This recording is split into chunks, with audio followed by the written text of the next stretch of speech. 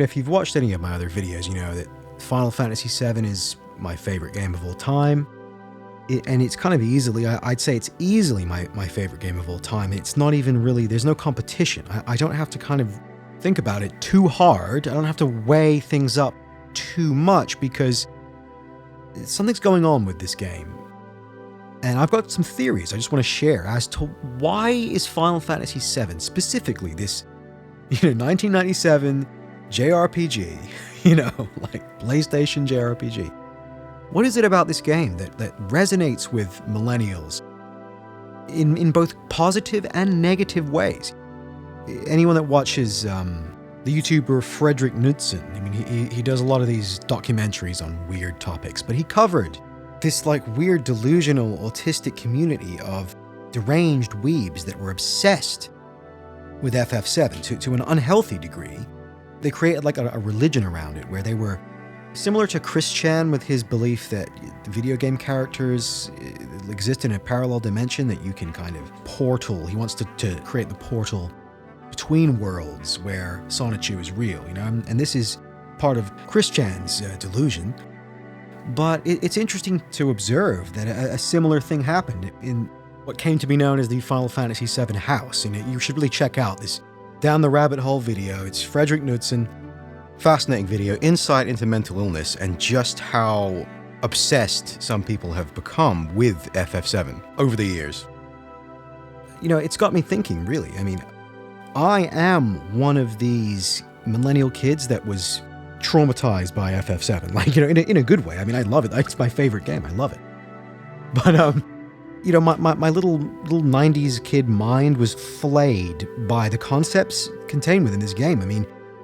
It's so full of occult symbology and ideas, more so than I ever realized. And now, as like a grown man, after learning more about Gnosticism and about the Kabbalah, these ancient esoteric religions, the ideas contained within are integral to understanding the system that we live in.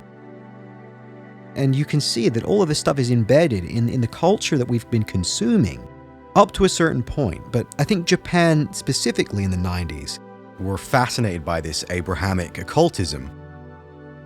Maybe it was kind of like a very faddish thing there. I'd imagine it is. I think I've read that somewhere. But the Japanese, they were interested in Kabbalic Gnosticism for a while, and it made its way into, obviously, anime. You have Evangelion, chock full of Christian and Gnostic and Kabbalic imagery, which, everyone is obviously aware of that. But you also, in gaming, you have more games than you would think. FF7 is probably the highest profile game that it's infused with this Gnostic element. At least I'm going to look at it from more of a Gnostic point of view in this video.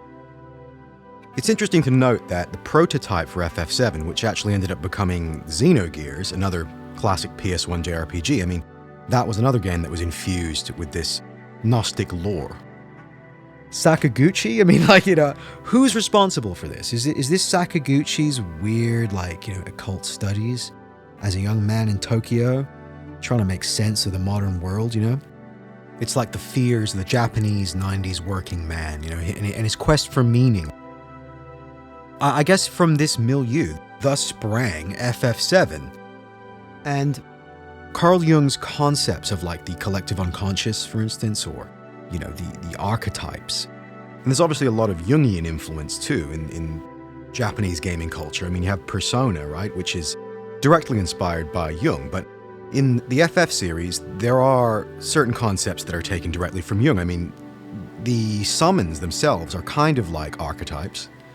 And like a term like Aeon, for instance, that's what summons were called in FF10. Aeon, that's the Jungian term, as is anima, that's another summon. Anima being the female aspect of the male unconscious. Jung himself was kind of reinterpreting Gnosticism, like Christian Gnosticism. And he was taking those ideas and modernizing them so that modern man could apply this wisdom to himself in this post-Nietzschean world where God is kind of dying. The point is, this isn't just goober Christianity we're talking about here. Gnosticism it's not even a religion, it's simply a school of occult Christian apocrypha that is not meant to be consumed by normies. They call normies Hylics. They are the NPC class of human, and they don't have the divine spark or the hunger for Gnosis, knowledge. This secret knowledge is meant for truth seekers. It's not meant for the normgroid, and that I find that really appealing. I mean, my kind of spiritual journey, I've gone from atheism. Being an atheist for most of your life is terrible for you. It's terrible for you. You feel hollow inside, right? So I'm trying to recover. I'm in recovery from being an atheist.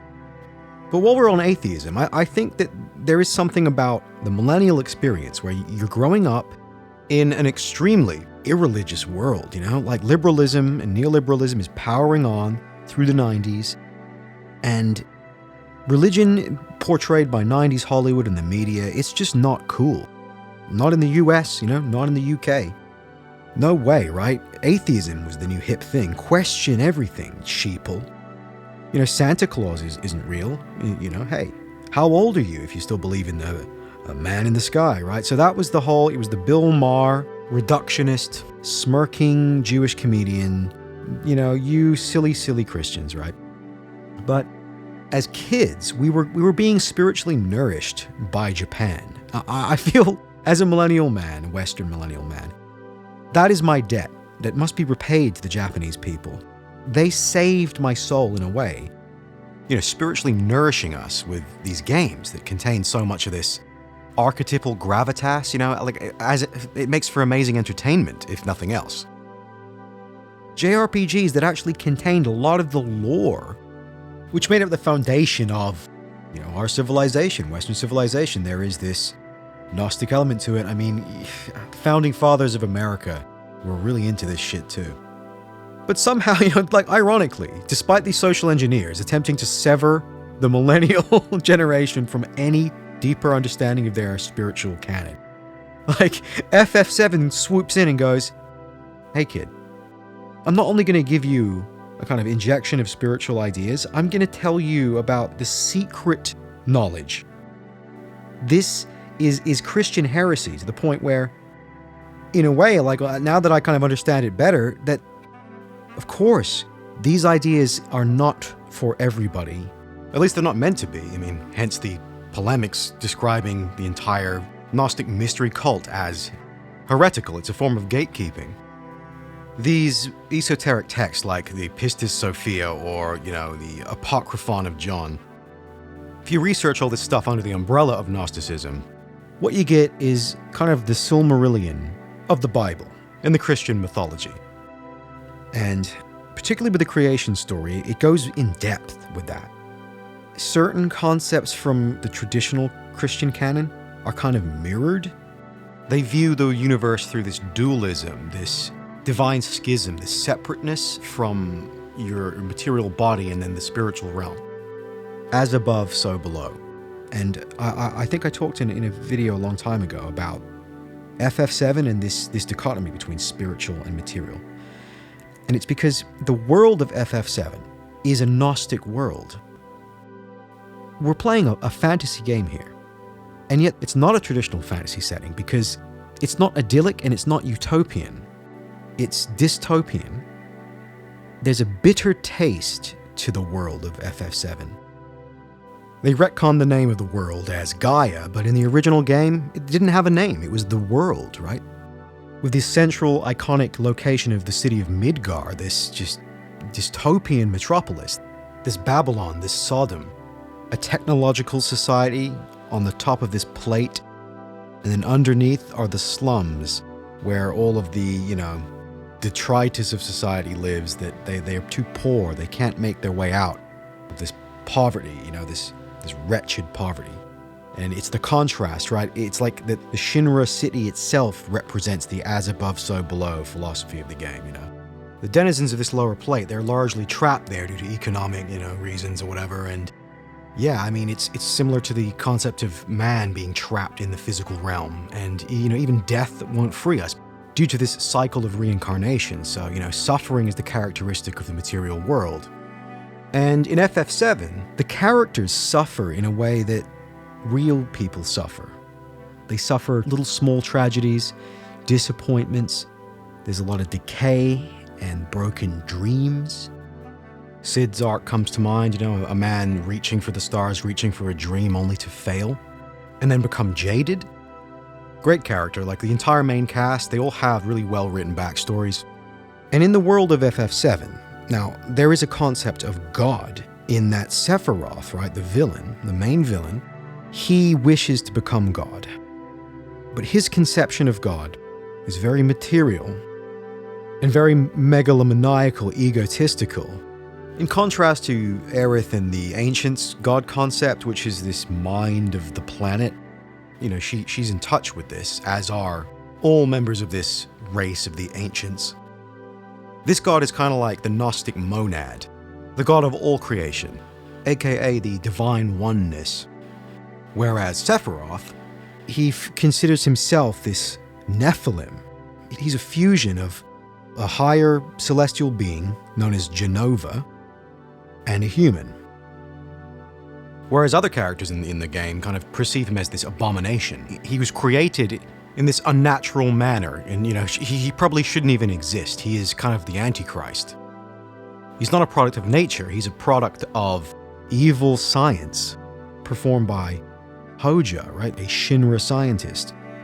It was his research, a corruption of Dr. Gast's research into the Ancients, that led to the birth of Sephiroth, right? The perfect soldier. This perfect being, this Ubermensch, right? But Sephiroth's downfall was his quest to understand his origins. In this interpretation, you could look at Genova as the demiurge. I mean, the name Genova sounds very similar to Jehovah, aka Yahweh, aka God of the material realm, the demiurge. Jealous God of the Old Testament, right? So Gnosticism considers that Old Testament God as this imperfect demigod. Genova really does fit this kind of demiurge blueprint. And it's kind of interesting how Shinra basically worship Genova in the same way that Talmudic Zionists kind of worship this Old Testament deity. I mean, Shinra are literally on a Zionist quest for the Promised Land. Sephiroth himself is kind of like a candidate for the demiurge. He wants to overthrow the demiurge, transcending the existence of Genova, right? He wants to become this god of the material world and rebuild it anew with himself at the center, right? And that is positively Luciferian.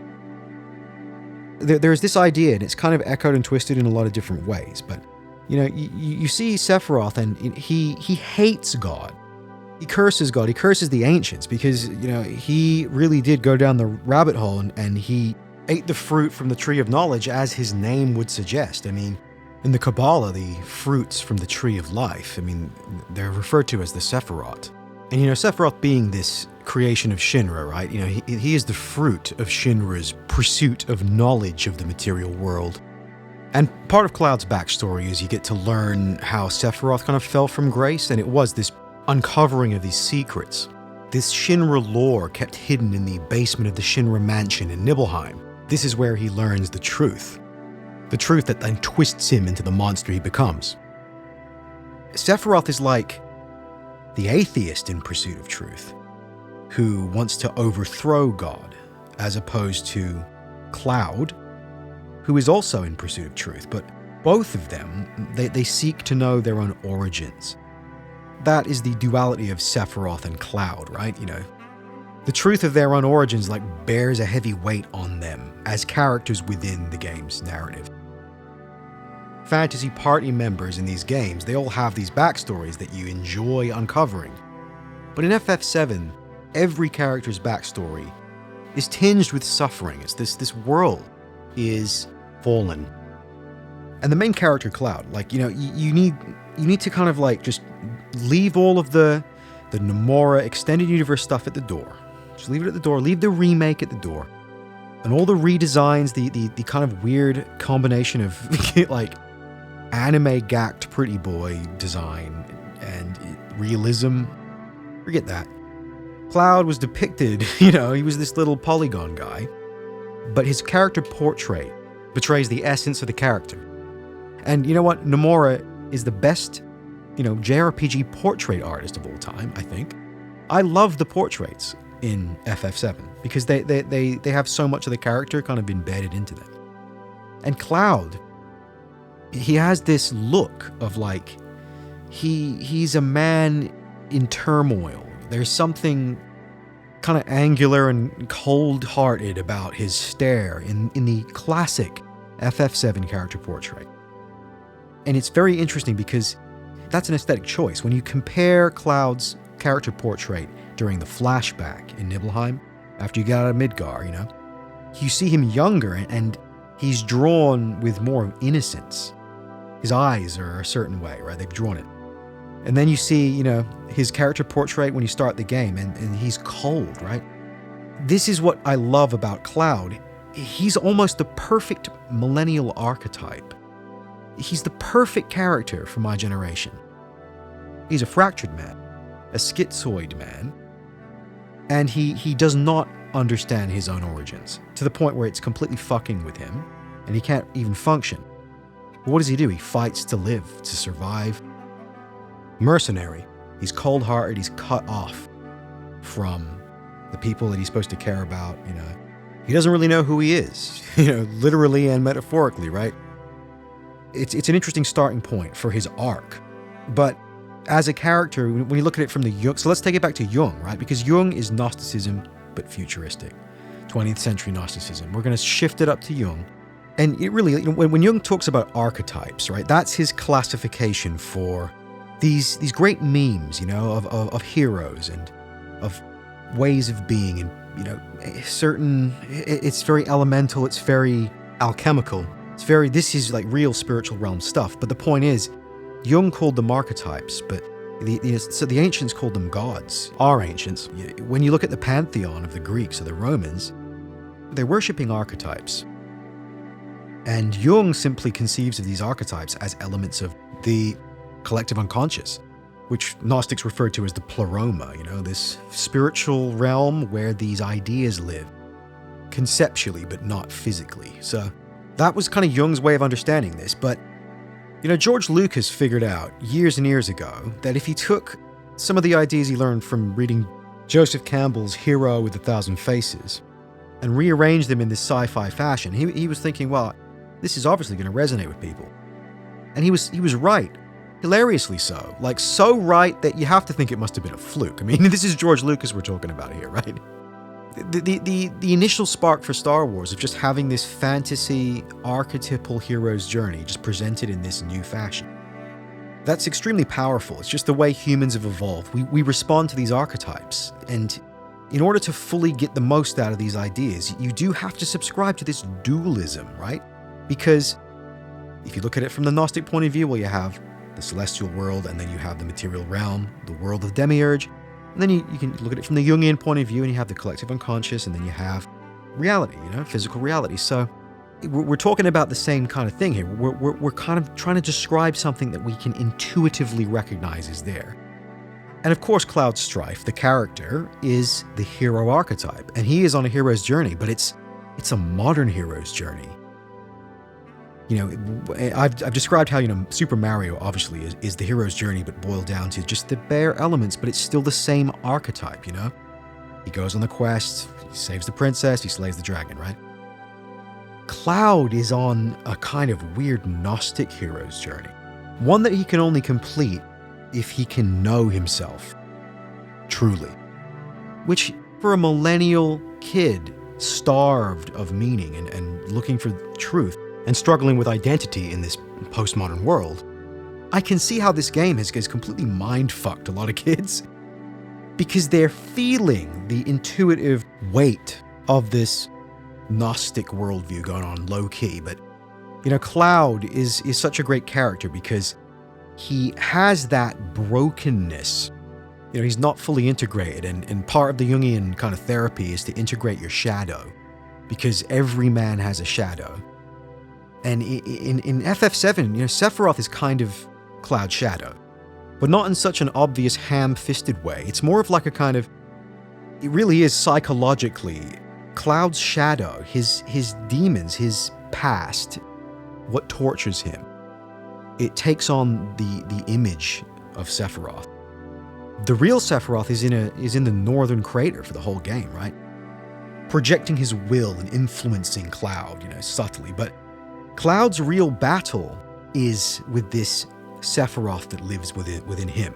This voice in his head telling him that he's just a puppet, that he's insignificant, that he's worthless. I mean, even after you kill Sephiroth as the final boss, when he truly does embody the demiurge, and you hear One-Winged Angel for the first time, right? The most badass boss theme ever. You kill the demiurge in classic JRPG fashion. And then Cloud is escaping from the crater, it's collapsing, and he blacks out. And we get this really cool post-last boss fight, which it's not a real fight. There's really no gameplay. It's unlosable. But it just represents Cloud's inner confrontation with the shadow, which takes on the symbol of Sephiroth. Obviously, Sephiroth, in Cloud's life, he's been this force of destruction. Betrayal. Murdered his fucking mother, Burned down the town he loved, killed the woman he loved. So for Cloud, Sephiroth represents this chaos in his life. And that final battle where you actually just have a one-on-one, and Cloud just fucking pones him with Omni Slash. That is just, it fills you with this sense of elation. It's like this Jungian confrontation with the shadow. And Cloud is now, he's fully integrated, he's a fully real man.